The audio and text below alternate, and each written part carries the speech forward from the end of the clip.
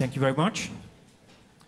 Our next speaker is the founder of Hungarian Sport Economic Research and University Education, also former lecturer at University Corvinus and also Physical Education University. He's an owner and CEO of an independent sports economic consultation firm, also author of hundreds of articles and conference presentations and studies in the relation of sports economic. His presentation will be about the esports status in sport economic, basically worldwide relation. Please welcome Ferenc Dénes.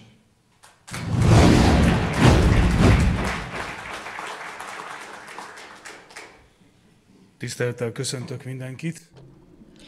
I'd like to welcome everyone, and I received 14 minutes for my presentation. I'll try to cram everything in. I'm not going to steal your time. An introductory remark. My presentation is closely connected to that of the presentation of Mr. Tamás Deutsch. This is what I was asked for by the organizers, and I'm a disciplined man. That's why I try to keep myself to the topic. Mr. Deutsch already said that among the challenges of sports as well as esports, this is the public opinions in the past 100 years, and now I'd like to stop for a minute, because now we are talking about a new world for which we don't have any definitions yet. We are trying to describe this new world by our already existing terms, but we only have visions about it. We've been talking about how to connect physical activities and esports, etc. These borders are blurred. When we talk about digitalization in sports, someone is swimming there, but at the same time, I can monitor the swimmers, how fast they are. Or we don't know who are going to be at competitions in 10 years. Maybe they're going to be people, but there's going to be springs in their knees and not real joints. This might change basketball as well, or other types of sports. Or how do we follow the matches or events? It can not only be changed in esports, but also in traditional sports, how we follow the broadcast, etc. So the services are going to change as well. Or maybe the stadiums of traditional sports are going to be similar to that of the stadiums of esports, and the service is going to be in a digital environment. Or maybe in the future visions, it is not people who are competing in these sports events, but robots. And maybe there's going to be discussions whether these are really robots or people. So it is a realistic challenge. Maybe it is really robots who's going to be there in the competitions. If you remember the Winter Olympic Games,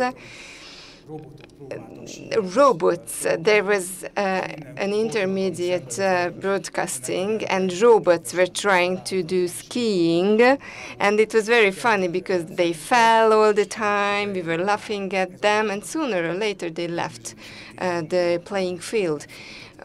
It is my conviction that in the future robots are going to be faster than people when skiing. So if we prepare the robots well, they might be better than people.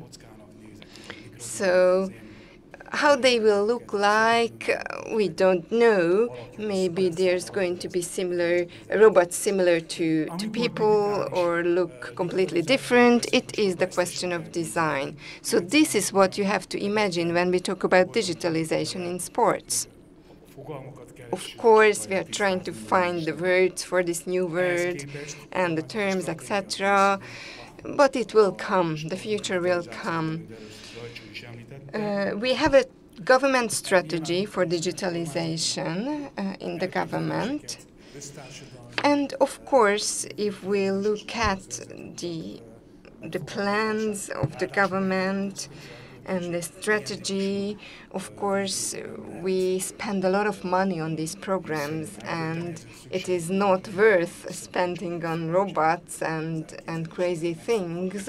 So we have to think about more tangible, more traditional strategies. However, you have to be aware that if we talk about digitalization, digitalization consists of technologies which can be integrated into sports. And the task of the government here is, and now this is in the interest of the whole of the society, digitalization in sports must serve the welfare of the public. So when we spend the money of the taxpayers, it is our goal. It is our goal to serve the society and have a better society. If we translate this into sports, we have to develop the Hungarian sports scene, and also, Mr. Deutsch said, we have to create chances for people, opportunities for people, and in this digitalization can play a role. And now, of course, when we mention the digital technologies are marketable, and if we talk about profits, why do we need the state? Why do we need to spend the money of the taxpayers if this is a very well marketable technology? Why? Because, and my answer is the following, because all market units or all industries can fail. So demand and supply cannot react immediately. We have to compensate the so-called losers or who fail at the beginning. And on the other hand, here we talk about an infrastructure like the railway or the public road network. Infrastructure, the background, here the government has to have a role. Here, the Hungarian government has a special role because we are a small country and we really need to concentrate our forces. If we talk about a big country with a big population, a very strong country, their economy is completely different. However, this is a small country with a small population, small economy, so we need to concentrate our forces. And I think this is what you can expect from the government, and this is going to be market neutral, so we are not going to give advantages to certain groups. We will try to give advantage to everyone, and of course we try to do our best, and we are trying to be, of course, fair in this.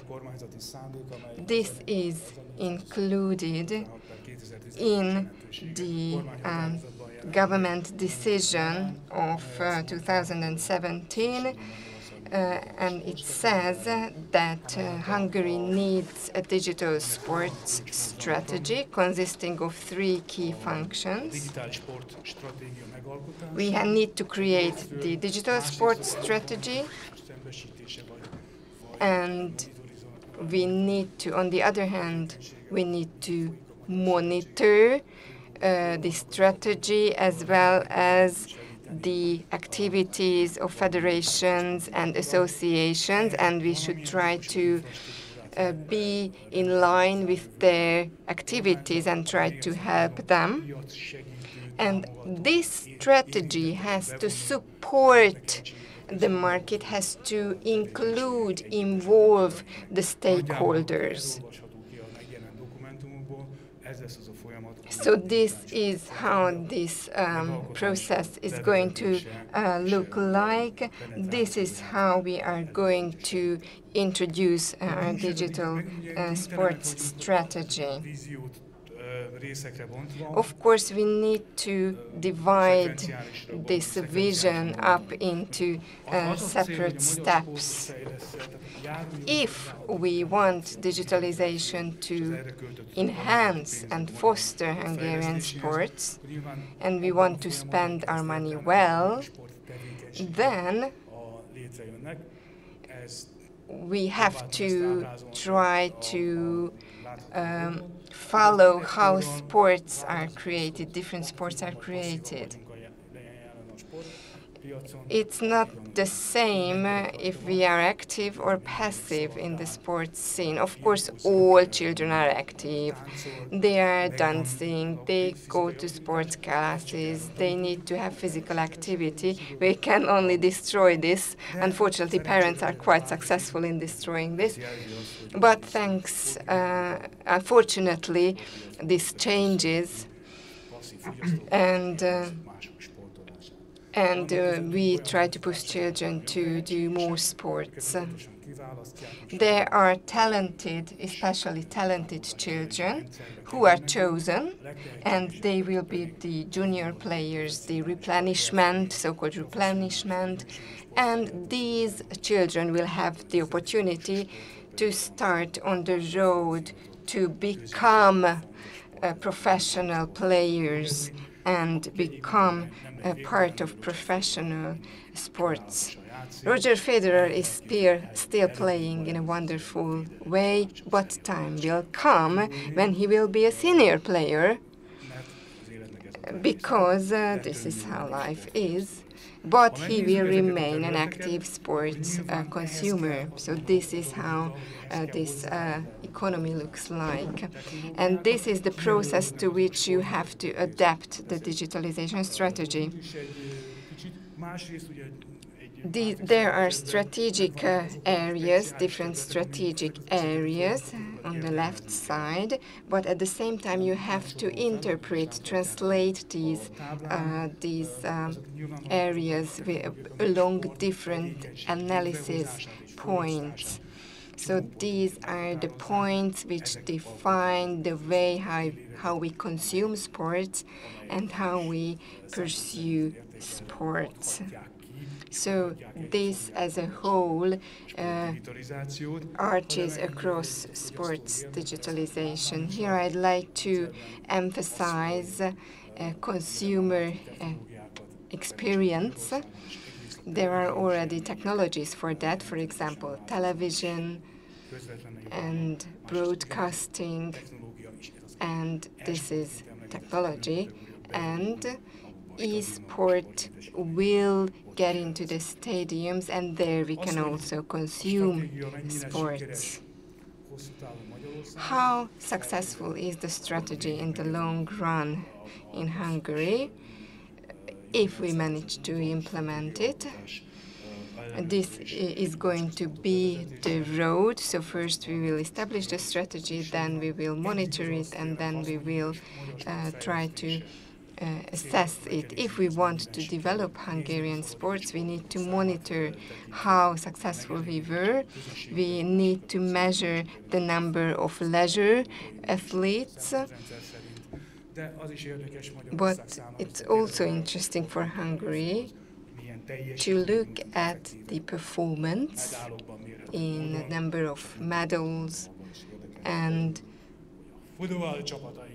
also in pushing forward our football teams and getting them to the European Championship. This is a very noble goal. Maybe digitalization will help in that. For this, in order to be able to use the technologies, we need to have skills. Of course, this depends on the strategy. and we need to measure if this is translated into money, if our investments bring a yield. So this is what I wanted to tell you. Thank you very much for listening to me.